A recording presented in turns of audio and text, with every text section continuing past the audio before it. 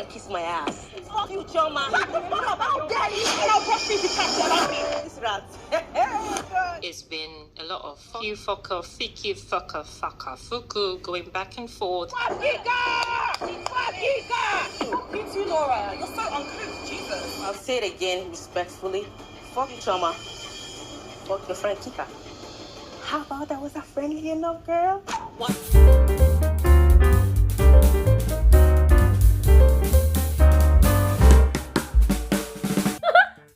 Okay, listen up, guys, listen up. 3 things I observed from watching this episode 4 of The Real Housewives of Lagos. Number 1, I feel like Laura is trying so hard. I mean, she's deliberately, intentionally trying so hard to become the most hated cast member of the show. Yes, I mean, guys, come on. There's no other explanation. There's no other reason, yes, that makes sense for all of this drama, pettiness, all of this ratchetness that she's just bringing onto the show. I mean, guys, don't get me wrong. It's quite entertaining, but I just feel like this girl, she's working so hard, working harder than the devil to become the most hated housewife of the show. Number 2, I feel like in the same measure, with the same energy, on the same level, Laura is trying so hard to be the show. She's trying so hard to make the show revolve around her. You know, anytime any new episode of the show comes out on Showmax, oh, let it be that it is Laura that is at the center of all the drama. Let it be Laura that is the center of attention. And guys, to be very frank with you, she's actually doing it well. I mean, she's succeeding. Observation number 3. I feel like Laura should definitely go for Big Brother Naija next season. To be very frank with you, you see this kind of energy, this kind of drama that she's bringing on the Real Housewives of Lagos. If she takes it on to Big Brother Naija, on God, I'm not even kidding you all. Trust me, she's going to have the biggest fan base. You know why? In this part of the world, there are some mental people. There are some people, all in the guise of loving entertainment, all in the guise of loving drama, yes, that are going to be definitely celebrating and standing Laura as their fave. Why? They're going to say, oh my God, I love the way she's dramatic. I love her. Listen, guys, a lot happened in this episode of The Real Housewives of Lagos. Yes, episode 4. So just watch to the end of this video as I give you all the lowdown and unpack all the juicy details and all the crazy drama that happened. Let's get into the video. Hey, welcome back to my YouTube channel. My name is Glory Elijah. This is Frankly Speaking with Glory, and I am the girl with the tea. Yes, even though this is not my FSWD tea mug, but I think this is gonna do for now. And yes, I know it's very obvious. I am not in my house. This is not my studio. This is not my usual background. Yes. A baby girl got really tired. I got really drained, exhausted.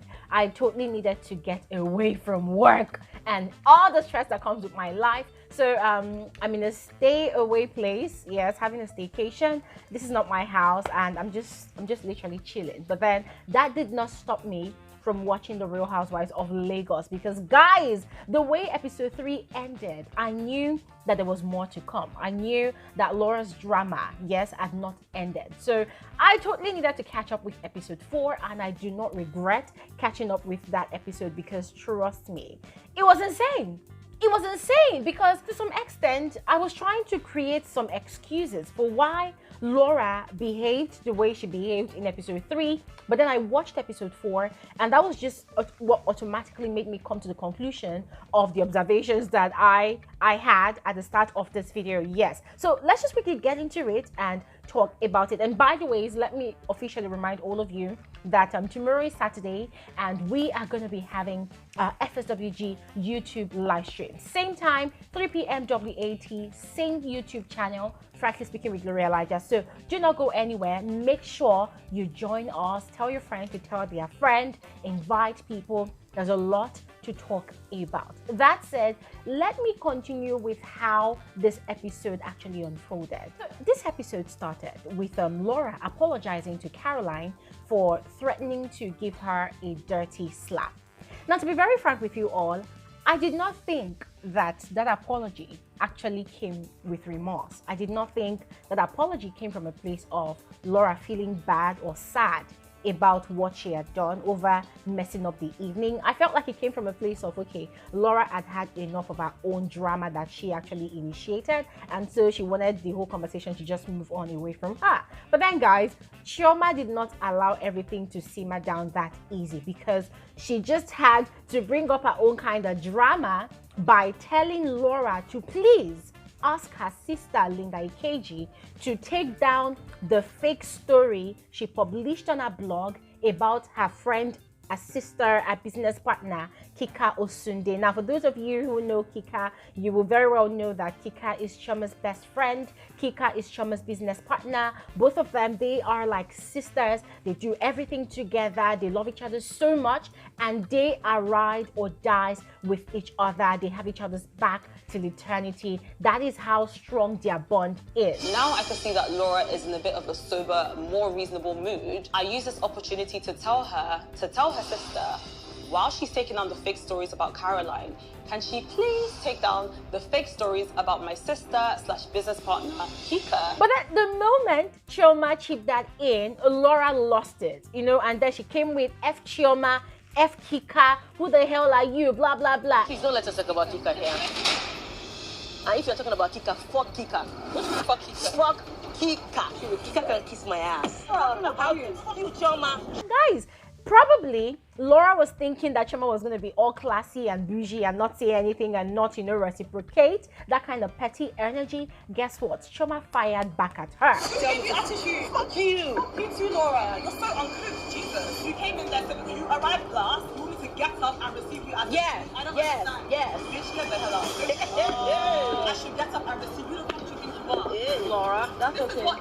That's what I don't want to do. Do you understand? Me, I've come here as a flag girl, as a princess. I don't want to come and be engaged in all of this nonsense. But then, in my opinion, guys, I felt like Chioma made a wrong move. Yes, I just felt like Chioma should have just let it slide, because hey, I mean, there's this saying that goes that if you want to fight with a pig, you're definitely going to roll in the mud with the pig. So this is not me calling Laura a pig, guys. Please don't misinterpret or misconstrue whatever I'm saying on this video. I'm just saying that, hey, Chioma is used to being the classy, the bougie, the level-headed one of the rest of the cast members, and so her chipping that in, I just felt like that was a battle that she would have waited for maybe much later when she and Laura are in a good place to talk about, because at that point in time, I just felt like it was like Chioma speaking to a brick wall. Laura already had her own bias, her own resentment towards Chioma, to the point of her even calling Chioma a rat twice. This crazy girl is yelling, and I'm like, hey God, this rat. Not even once, you know. So both of them, they had to go at each other, and then Iyabo Ojo and what's her name, Toyin Lawani, they decided to create some Yoruba kind of acting spree drama, you know, just to distract everybody from all the mess. But then, thankfully, Caroline, just as if she was prepared for all the drama that was going to unfold that night at her event, she had already prepared a meditation coach. And so after Temper had fled for a bit, she now invited the meditation coach, Janet, to come and take them on a breathing exercise so that everybody will calm down and release all their pent-up emotions, you know, and release the tension in their blood system. And frankly speaking, I really appreciated Caroline's thoughtful gesture, yes, to declare peace in the group, yes. But then, whilst Chioma and Laura were having a go at each other with words, guys, there were some bullets that were flying here and there. Guys, I could not miss out on that one. Let's talk about the first one, yeah? Chioma is not as classy as people think she is. So, Laura was alleging that Chioma is not as classy and bougie as she thinks she is. She's not as classy as she is trying to portray herself to be, that Chioma fights in a club, that she is not the one that actually fought in a club. And I was wondering, like, this kind of tea is very hot. Oh, hey, please tell us, when did this one happen? Because hey, me, I would love to see receipts of this. So I don't fight in clubs. She does. So I'm very, very particular about her. I don't fight in clubs. You do. And I'll brush you to catch you. But then the sad thing is, she did not really elaborate on that. She did not give us the details of that tea. She did not spill it all, and that's the problem I have with Laura. Laura would just bring one thing and then she would drop the bomb and then she would keep quiet. I'm like, girl, if you're gonna be causing drama, go all the way out. Bring all the details. Don't be giving us bits and pieces of your gist, yes? But then, aside that, Laura now made an admission, which I found very, very offensive. If you all cast your minds back to episode 1, the actual reason, the root of Laura's beef and resentment towards Chioma is the fact that when they had first met at Tiannah's baby's product launch, Laura had actually claimed Chioma as her friend, whilst Chioma on the flip side had claimed Laura as a customer, an acquaintance, and Laura had actually taken offense to that. She had been very, very upset. She had been livid, and ever since, she had completely resented Chioma, you know, just looking for every opportunity to wash down Chioma being not classy and all whatnot. But then, whilst she and Chioma were going at each other, during a confessional, she actually declared that she was never ever going to patronize Chioma's business anymore. That's number one. Number two, she said, after all, in the past 6 years, she had never patronized Chioma. Then she doesn't even understand why Chioma is even regarding her as a customer. I would never go to her business to patronize her. That's not happening. I've not done that for 6 years, so I don't know why she's even calling me a customer. I haven't shopped in Chioma's store for 6 years. At that point in time, I lost it. I was offended. I was upset. I'm like, so if you've not patronized Chioma's business for the past 6 years, you do not even qualify to be a friend or even a customer. The fact that you patronize Chioma's good hair business maybe once or twice, it does not qualify you to be a friend. So what was the fuss about in the first place in episode 1? Why were you upset? Why were you angry? Why were you making a case? Why were you just being unnecessarily petty? And you see, it was at that point in time when she made that, should I say, revelation or admission, that I just went into the conclusion that, okay, fine, this is the height of it. Laura is definitely trying too hard to be the drama of the show. She's trying too hard to be the center of attention. She's really, really trying so hard to be the victim of this show. And guys, I did not even know if I should love her for it, or if I should give her a pat on the back, or if I should be really irritated. But then I just had no choice but just to enjoy the entertainment that was going on. Yes, on the display of the drama. But then Chioma was surely irritated, and she did not fail to express a displeasure. She did not fail to express a disgust at, you know, Laura's ratchet attitude, because guys, it was a lot. Laura was doing too much. I think Laura is being absolutely uncouth. Her response was undignified, unnecessary, and uncalled for. She was literally shouting, "Well, Kika, oh, F Kika, F this and that." It was just a whole lot. And thankfully, the drama, all the madness subsided after the meditation session that they had with their meditation coach. They hugged, they settled their dislike. They even played a brief game about 2 truths and 1 lie. Yes, and Laura made some very, very controversial statements that, guys, to be very honest, even myself, I was opening my mouth like, what's going on here? But then they actually made up. Chioma and Laura, they had a side hug, they settled their difference. Laura even admitted in the game that she was now cool with Chioma. I said, okay, after getting all the attention. Well done, girl. And so to further foster peace in the group, Chioma decided to plan a trip, a surprise trip to Abuja, although she did not disclose the location. But then she did something very, very sweet, something very, very humane, something very, very commendable, admirable. One day, on his way home from work late at night, he got hit by a bus and they needed to amputate his arm. So apparently, one of our youngest staff, yes, in one of our businesses had an accident. He had broken or cut his arm, and then they had to amputate his arm. So she had actually gone ahead to create, is it a prosthetic arm for this young man, guys. It was so touching. It got me all mushed up. It got me really, really emotional. I personally, it's mixed feelings for me. I'm happy for him. I can't wait to see how this arm fits. Okay. No problem. So it looks so natural. Do you like it? They even got it down to the fingernails.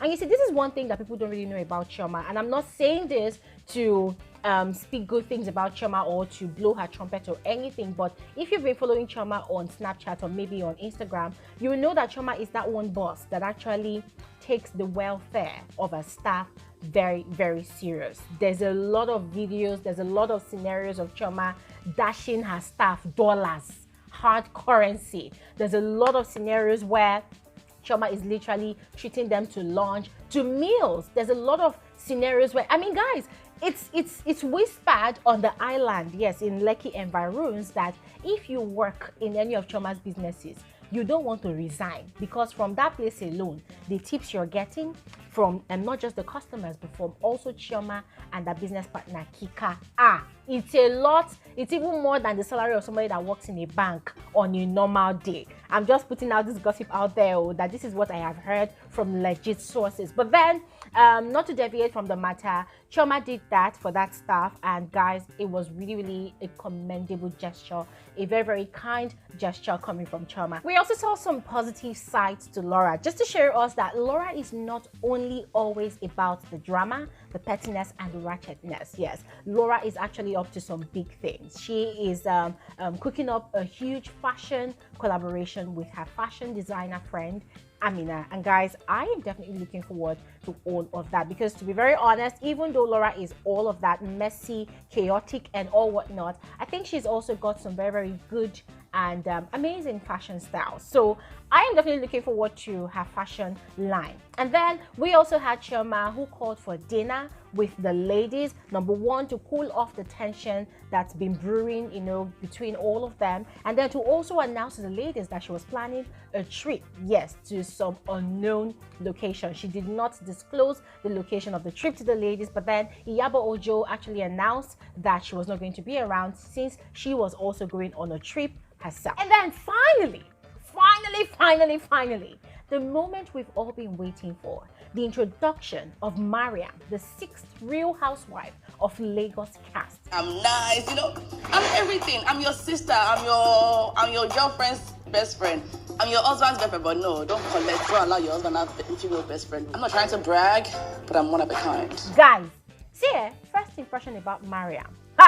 I said this one, a madness go past Laura own. Guys, the moment Mariam was introduced, hey, I started praying. Guys, I started praying that, oh Lord, hey, let there be an altercation between Mariam and Laura.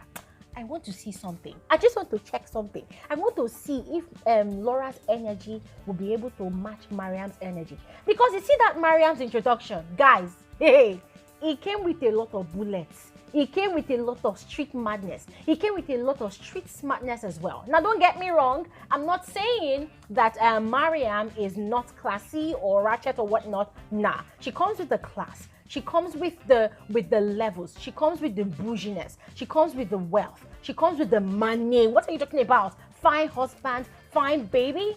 But then she also comes with some level of non-tolerance at all for people that think they are mad. If you think you are mad, you bring it to Mariam. She's going to put you on your level and give it to you as if they hot. And guys, guess what? She's also friends with what's her name? Tiannah.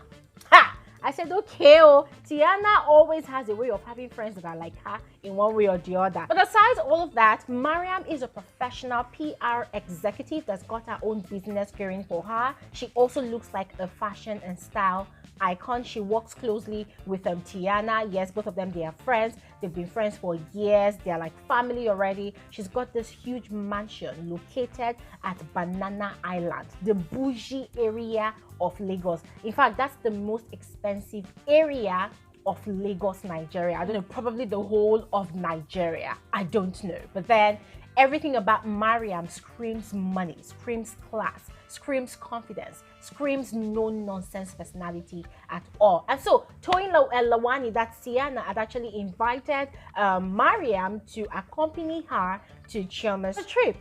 Chioma had gone all out. She had flown the ladies on a private jet all the way from Lagos to Abuja. Guys, this girl did not even come to play at all. They had a convoy with securities waiting for them at the airport to convey them to one of Abuja's most expensive hotel, that's Transcorp Hilton. They had taken the most expensive rooms. They had been lodged in suites. Guys, it was insane. And you know the most hilarious part of this whole plans? Laura was the most excited cast member. Yeah, and it was very, very funny. I said, this girl, you shall like Koshofrio, you like enjoyment too. Is this not the same Chioma that you are going or oh, she's not classy? Guess what? Laura was the one person that had the most positive things to say about the trip. PJ level. That was good because she's obsessed, though. She's not listening. So that one I give it to her to try. She sharks try. I can't even stop her. Beginning from the invitation card, the invitation package, the box, down to the private jet. I mean, guys, Laura was so excited like a child. She was so excited like she had never hopped onto a private jet before. She was so excited, like everything was just shocking her. Like this girl was in her element. And to be very honest there, I just wished Chioma could see the way Laura was behaving. I said, that would have been a proud moment for Chioma. It was insane. But then she was very, very excited.